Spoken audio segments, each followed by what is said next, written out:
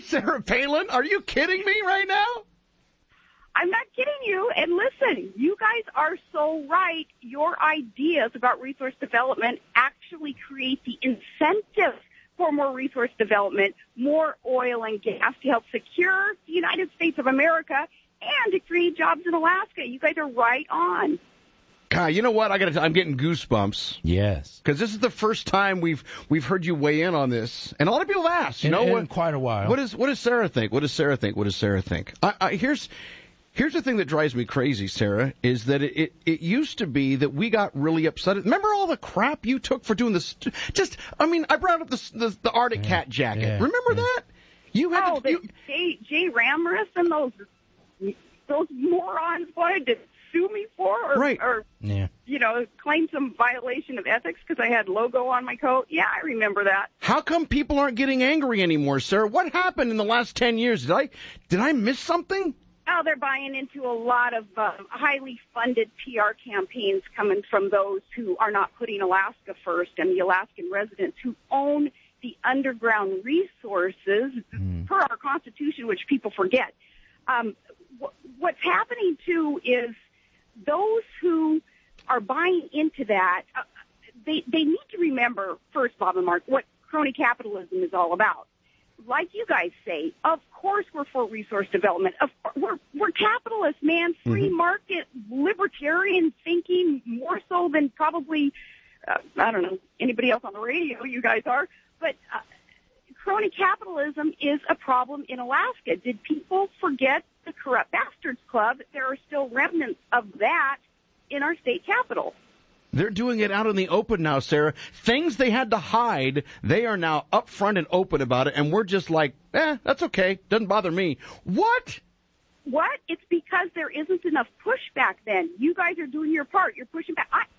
And I have tried to call you guys before, and it's been either busy or I'm on hold too long. But I'm happy to weigh in on this, and for what it's worth, give my little 2 cents and let people know how it works and let people know how wrong-headed this will be if we start caving into those who we respect, we partner with, that's the oil companies, but they're doing just fine.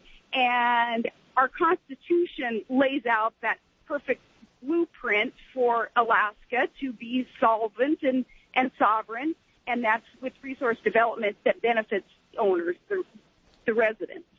Well, I tell you what, it's just amazing to me that you bring up just simple numbers to these people. You talk about ACEs. It's history. You talk about the balance. History. You talk about, when ACEs was in effect, everyone was doing good. What was wrong with that? Right. We were sharing in the ups and we share in the downs. There was nothing wrong with that. It was fair. It was, nonpartisan. Remember, that was the beauty of it, too. People who understood ACEs and supported it, it didn't matter what party affiliation you were. It was just common sense and math and crunching numbers to show that both sides, oil companies and service companies and the state of Alaska benefit. Can I ask you one question? Go ahead. Yes, sir.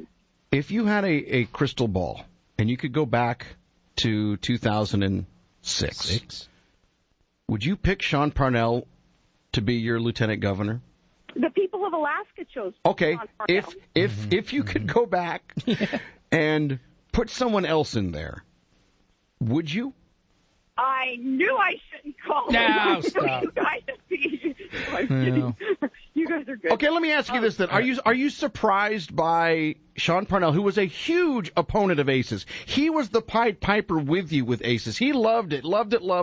There's quotes on record, and all of a sudden, he changed his tune dramatically. Are you surprised? Well, bless his heart. Remember that Sean Parnell came from the oil industry. He was, an employee of ConocoPhillips being an attorney for the cause there, lobbying for the cause there. So perhaps that's ingrained in him. But not to change the subject, but I heard recently Bill Walker on your show. Brilliant man. And that's another morning that I tried to call in, but a lot of listeners must have been calling in because it was a pretty busy morning. Bill Walker, he's got his thumb on the pulse of, I think, most Alaskans who care about the future of this state. And don't want to see government grow. They want to see empowerment of the people. Empowerment of the people all has to do with job creation, making sure that people have sustainable, good-paying jobs. We do that in Alaska by developing our resources. So Walker understands that the way to be allowed to develop our resources is to be ethical, to be forthright with the people, to explain what our Constitution means when it says that we develop our resources for the benefit of the people. Walker has been absolutely spot on with these comments and his beliefs, not just his comments. Well, you know how we feel about the man. We think he's the savior, and I mean that sincerely. He is the savior. He's a good Alaskan. He understands, like you said, Sarah, he understands what it means, the passion of being an Alaskan, and what it means to us, and what our resources, that precious resource, means for our future. Absolutely. And you know what we need in Alaska in order to tackle what's been coming down the pike from the federal government? We need a fighter.